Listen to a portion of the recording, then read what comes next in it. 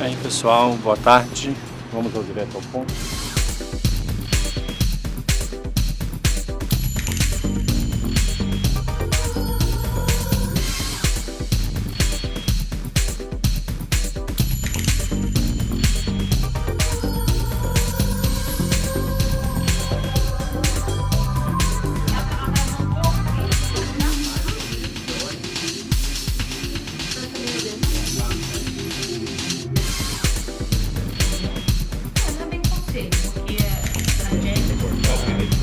âncora do programa e eu vou entrando aqui, faço um pitaco outro, pergunto alguma coisa. Na próxima encarnação seria um Giannichini, vocês vão ver aí o que vai ser.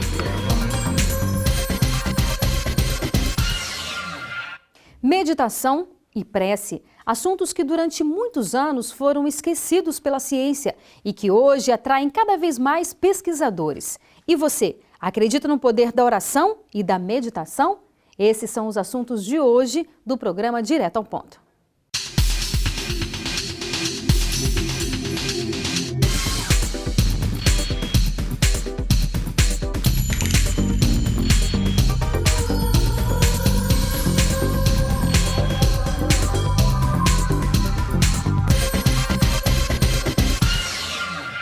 E para conversar com a gente sobre esses dois assuntos, nós convidamos o monge Sato, do templo budista Terra Pura, e o professor universitário Ricardo Gouche. E aqui ao meu lado, nosso colaborador de sempre, Jaime Ferreira Lopes. Obrigada a todos pela participação aqui no nosso programa. Monge, meditação, com certeza muitas pessoas já ouviram falar, a maioria das pessoas já ouviu falar, mas acho que poucas pessoas sabem o que vem a ser. Queria que o senhor explicasse um pouco para a gente, obviamente de uma forma sucinta, o que é a meditação? Antes de mais nada, queria dizer que eu sinto muito amor e muita fraternidade neste ambiente. Bom. Também queria cumprimentar as pessoas que estão nos vendo e tentar ir direto ao ponto, da melhor forma possível.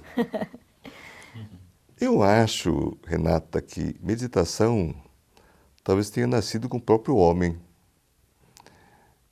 Se o homem tem como uma das suas propriedades a consciência, a meditação é o exercício da consciência. Eu não sei como que seriam com os animais. Até já me fiz essa pergunta se os animais meditam. Eu tenho um cachorrinho pug em casa, desse tamaninho, que até dei nome a ele de paixões inquietas. Mas de vez em quando, bonô, não é? Bonô, que significa paixões inquietas.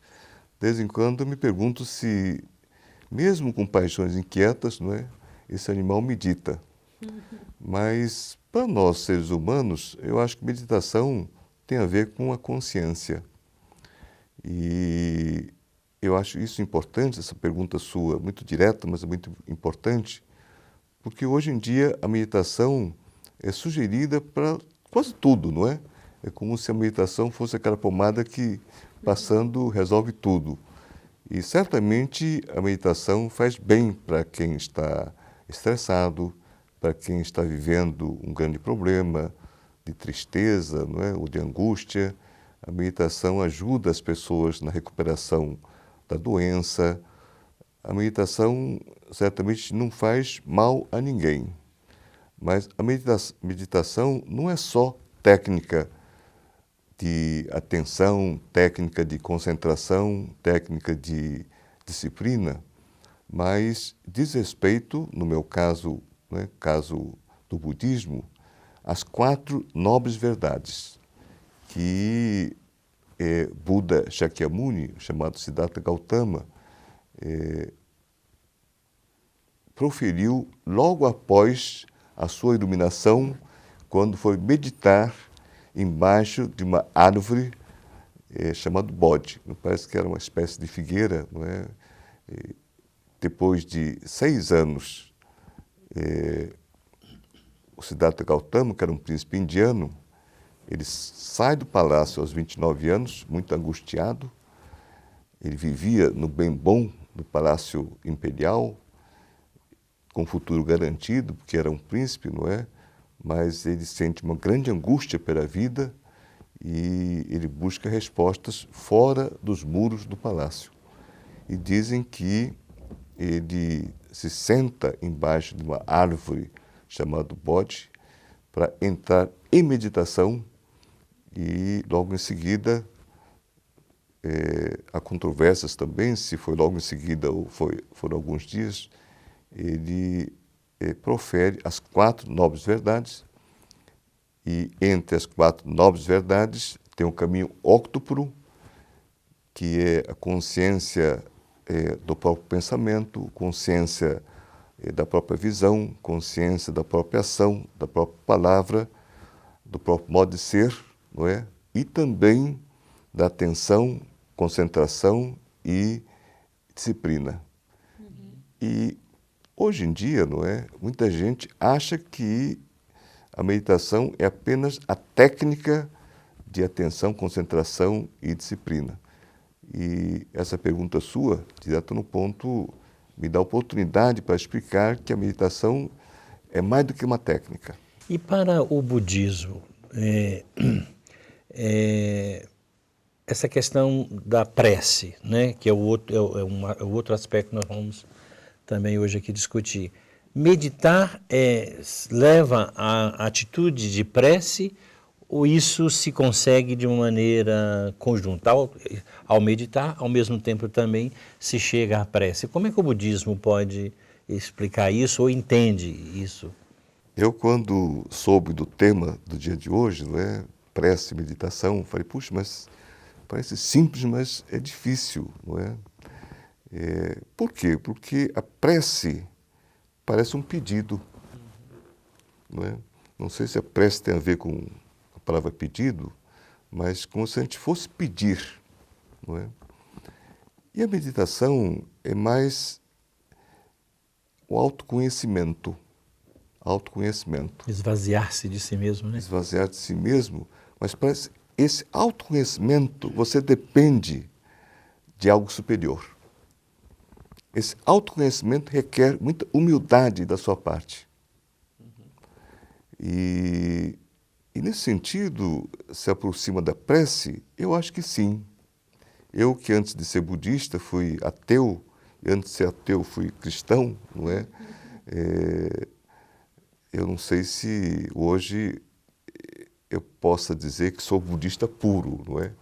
Minha família não é budista, eu fui batizado quando criança, fui ateu durante muito tempo, não é? E a minha chegada ao budismo foi mais ou menos recente, foi há 15, 16 anos atrás, não é? Então, de repente, a minha meditação está errada. Imagina. Agora, Ricardo, como a doutrina espírita vê a questão da meditação específica?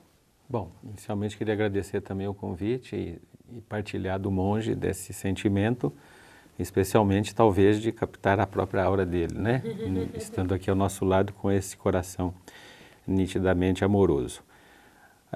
Em analogia ao que o monge fala sobre Buda, Jesus também em Marcos se refere a um afastamento de 2 dos seus apóstolos a um lugar deserto para se recomporem. Então Emmanuel, o nosso eterno professor, né, de doutrina espírita e que foi responsável pela condução da mediunidade de Chico Xavier, comenta a esse respeito, nos falando que a meditação é exatamente a busca da sintonia dentro de nós mesmos com o mais alto, mais precisamente com o próprio Mestre Jesus, já que nós somos cristãos, não é? E se nós considerarmos que, como os Espíritos nos ensinam, a consciência está dentro de nós e é a própria presença de Deus em nós, semelhantemente a Buda, Jesus, ao conclamar os seus apóstolos a buscarem um lugar deserto para encontrarem dentro de si o que precisavam, que era o repouso espiritual para melhor pensar, a visão espírita não se distingue da visão budista nesse sentido. Quer dizer, nós estamos buscando dentro de nós mesmos e por isso concordamos claramente com o monge que não se trata de uma técnica, mas de uma postura interior, é a busca em si mesmo da sintonia máxima possível com o mais alto, com o superior a que se referiu o monge, não é?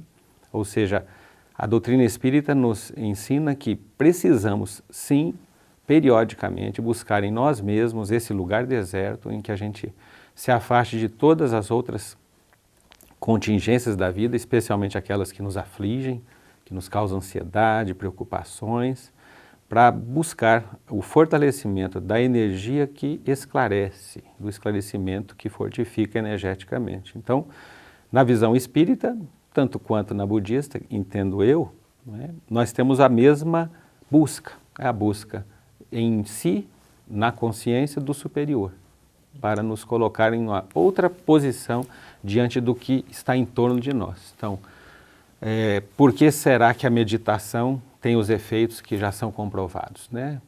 Se me permite, né, o Hospital Israelita Albert Einstein tem um núcleo de pesquisa sobre essa questão da espiritualidade e religiosidade.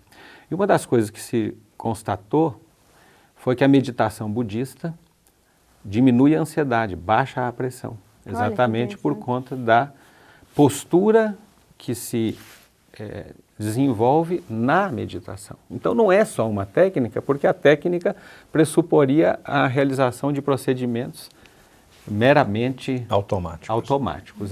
E a meditação, na verdade, ela é uma postura diante da vida. Por isso a doutrina espírita não se refere a um lugar X ou Y para a meditação, porque esse lugar deserto a que se refere Jesus está dentro de nós. Ou seja, é possível meditar na ótica espírita mesmo no tumulto.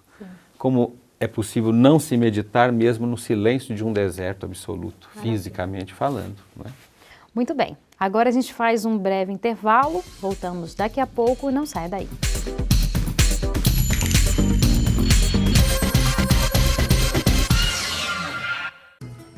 Você gostaria de ajudar a expandir o Espiritismo na TV? Então aí vai a dica! Você se torna sócio do Clube Amigos do Espiritismo e ajuda a levar a mensagem espírita a muito mais corações. Além de contribuir com este grande desafio, você ainda ganha brindes exclusivos. Uma revista que vira pôster e 2 DVDs todo mês na sua casa, com documentários, animações e videoaulas. Então, o que você está esperando?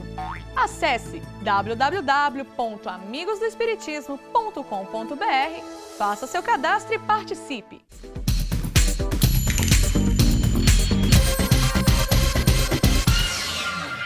Estamos de volta hoje falando sobre prece e meditação.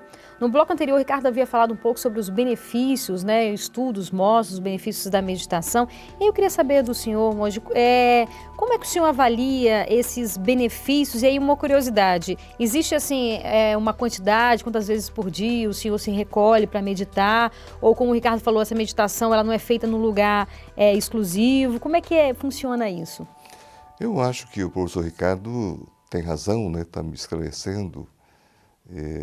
A meditação na religião dele, não é? De fato, né? O local não é importante.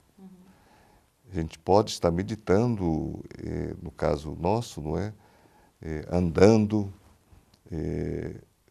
caminhando, dentro do ônibus, não é? Dentro do táxi, e assim por diante. Que é uma atitude de recolher-se, né? Exatamente, exatamente. E, enfim, não é importante essa postura. E até o tema de hoje é prece, não é? E meditação. E eu acho que os 2 aspectos são contemplados, não é? Tanto na meditação como na prece. Eu vejo da seguinte forma, talvez até para nós dialogarmos, que a desculpa e a vaidade são 2 traços do ser humano. Talvez até a gente tenha herdado isso de outros seres, não é? Mas nós achamos que se pedimos desculpa, está tudo resolvido, somos perdoados, não é? Ou nós nos envaidecemos, achando que fomos capazes, não é? Que resolvemos, que eu pude me concentrar, pude prestar atenção, eu fiz o esforço necessário, não é? Então, tanto na prece como na meditação, mas eu queria falar da meditação especialmente, evitar o risco do envaidecimento. E nós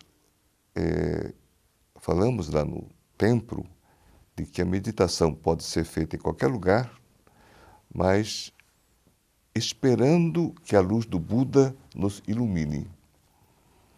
Que essa luz que nós temos dentro de si próprio é a lembrança da luz do Buda. E que esta luz do Buda nem sempre nos alegra, porque podemos enxergar em nós próprios a própria escuridão, a própria sombra. Mas quando nós percebemos a sombra, isso nos traz júbilo, porque percebemos uma parte de si próprio que talvez a gente não quisesse conhecer. Mas graças à luz do Buda nós conhecemos e só isto, né, já nos alegra. Monge, eu queria, viu, Renata, me veio aqui enquanto ele falava, todas as escolas, porque o budismo tem, não sei exatamente quantas correntes, escolas, né? Pois é, eu sei que são bastantes. Agora, a gente percebe que há um traço comum na questão do budismo, que é exatamente aquilo que o senhor falava no início, a busca do autoconhecimento como algo a ser conquistado pelo espírito humano, né? E na conquista desse autoconhecimento é que se pode chegar a essa iluminação. Agora, em todas as escolas budistas, naturalmente, pelo menos é o que eu já ouvi, há necessidade da disciplina, né? E, portanto, requer técnicas também. Quer dizer, ninguém vai meditar porque agora eu vou sentar aqui. Não. Eu queria que o senhor explicasse um pouco isso para a gente, porque é algo que é curioso, né? Para quem não conhece As bem. técnicas, né? As técnicas. Quer dizer, se para chegar à meditação basta eu querer ou eu tenho que me disciplinar para isso? Eu posso contar, Jaime, o que nós fazemos lá no templo, não é? Primeiro, a postura física.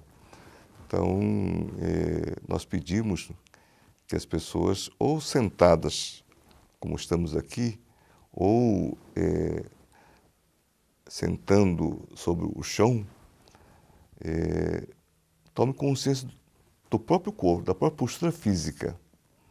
Postura física de ser humano, não é?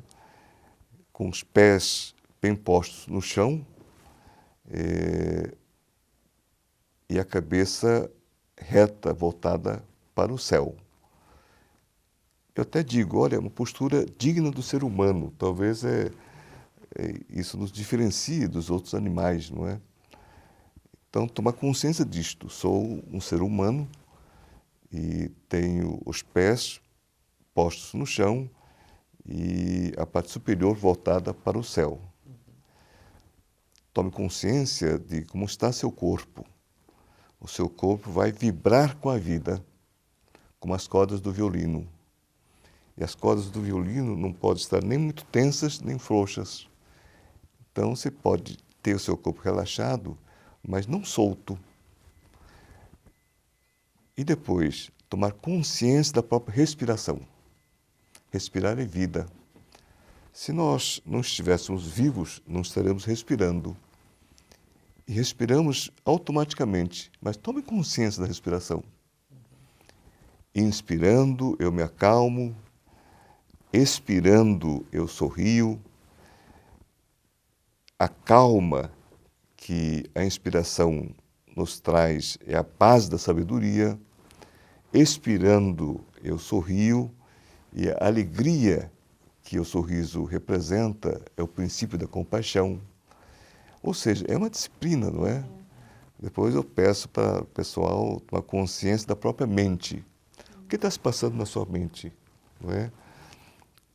Por quê? Porque talvez algumas escolas de meditação digam que é possível tornar a mente totalmente vazia.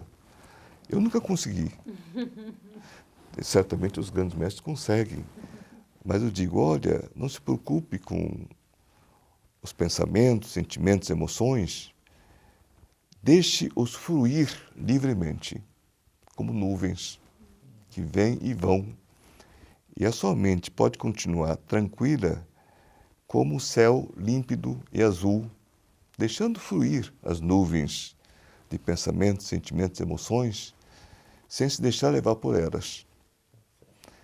E tome consciência também da sua mente confiante, de coração aberto, deixando as ondas de emoções, sentimentos e até de pensamentos batendo na superfície e a sua mente confiante, de coração aberto, como o mar profundo e sereno.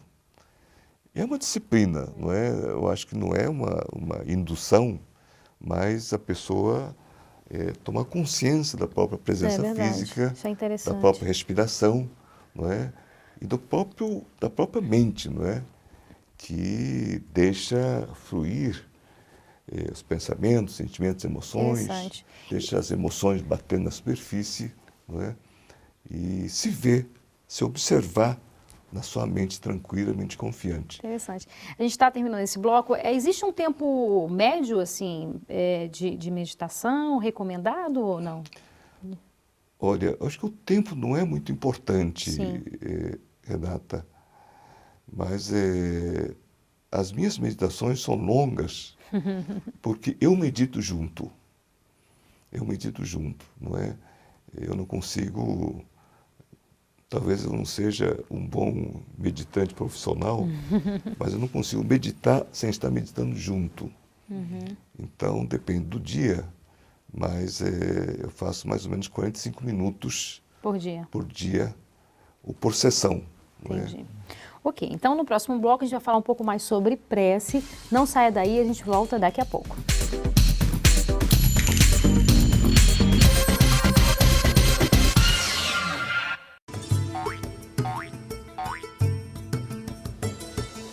Os números anteriores do Clube Amigos do Espiritismo estão disponíveis no nosso site. As revistas que viram pôster e têm 2 DVDs, com documentários, animações e videoaulas, podem ser adquiridas individualmente. Se você já é sócio, complete a sua coleção. Se ainda não é, escolha os números que desejar.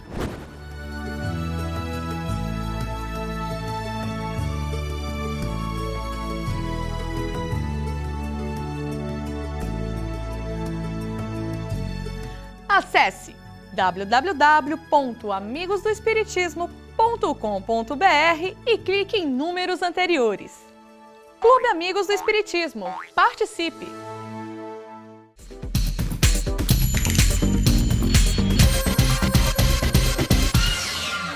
Estamos de volta hoje falando sobre meditação e prece. E aí, Ricardo, queria saber um pouco de você que é professor lá da Universidade de Brasília também, né? Cada vez mais a gente percebe que a ciência, ou alguns professores, alguns estudiosos pontuais ainda que seja, estão se voltando mais à questão da prece, por exemplo, coisa que anos atrás a gente não via. E eu queria que você falasse um pouco como é que você avalia esses estudos, essas pesquisas sobre a eficácia mesmo da prece. Nós aprendemos aí, né, com a doutrina espírita e com as visões religiosas de modo geral, e nos utilizando de Paulo, o apóstolo, né, que a ciência incha, mas só o amor edifica. Né? E nós nos aproximamos de Deus, na verdade, quanto mais sabemos, e nos distanciamos dele quanto menos sabemos e mais achamos que sabemos, que é o que a que o monge se referiu quando falou da questão da vaidade. Nós não temos a ciência, como se costuma dizer, nós temos ciências, porque a ciência é um produto humano e existem seres humanos trabalhando em perspectivas distintas. Aqui na Universidade de Brasília, por exemplo, nós temos o professor Tosta, que é reconhecido nacionalmente, não é? Todos conhecem, que faz um trabalho muito intenso de investigação no Hospital Universitário de Brasília, utilizando a meditação prânica para tratamentos, né, de enfermos até graves, e também trabalha na profilaxia, usando a oração tanto profilaticamente falando quanto terapeuticamente falando, e com resultados absolutamente consistentes, né, validados cientificamente. Há outras experiências em vários centros de pesquisa do mundo, né? Já nos referimos aqui ao Hospital Israelita Albert Einstein em São Paulo, associado com a USP. Temos também a Federal de São Paulo, que tem trabalhos nessa área de estudos sobre o papel da religiosidade, da crença na saúde humana, não é?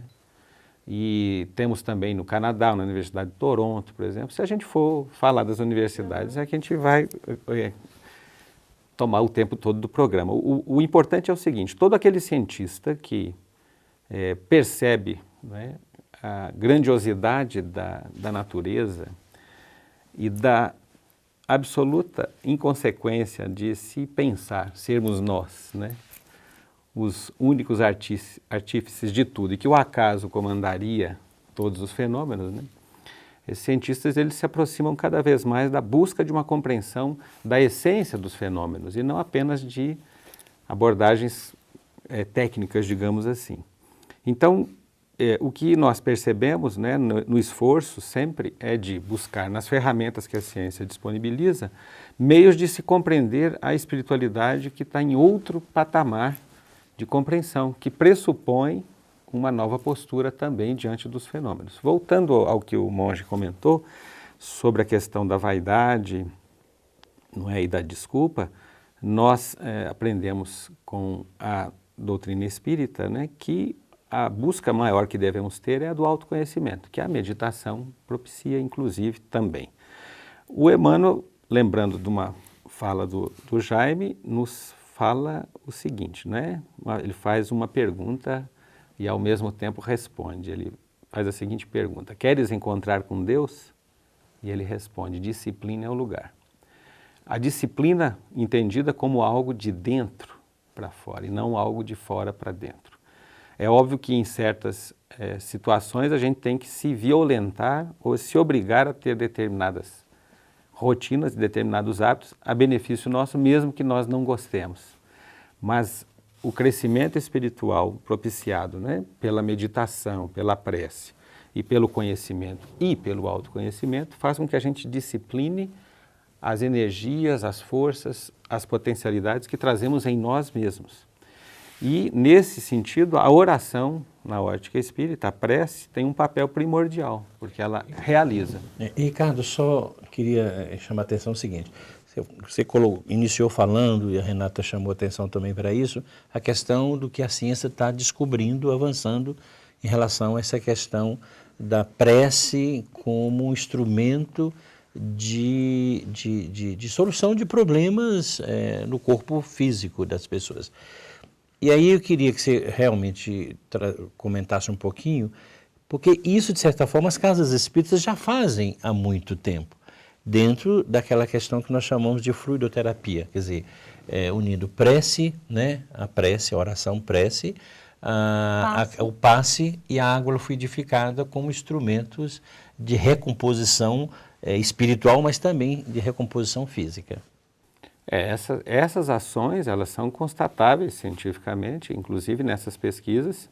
Isso se mostra em processos metabólicos, celulares, que são interrompidos, especialmente aqueles que geram distúrbios, como, por exemplo, o câncer. Nós temos até uma oncologista, que me fugiu o nome agora, mas ela é oriental, lá de São Paulo também, uma pesquisadora, que atestou, né, na sua investigação, que as pessoas que têm uma crença na vida após a morte têm uma reação em relação ao câncer muito mais eficaz do que aqueles que admitem que o nada é o que os espera, ou seja, os materialistas, né? Muito bem.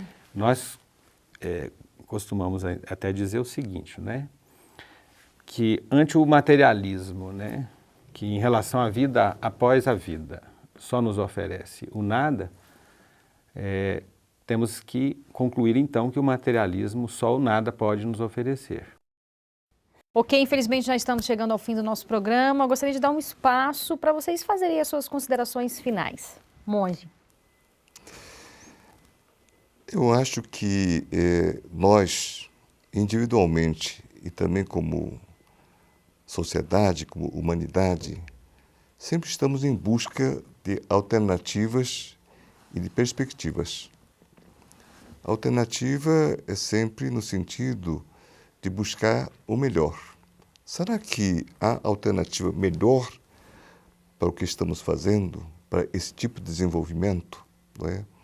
E perspectiva, que pode ser um futuro mais imediato, não é?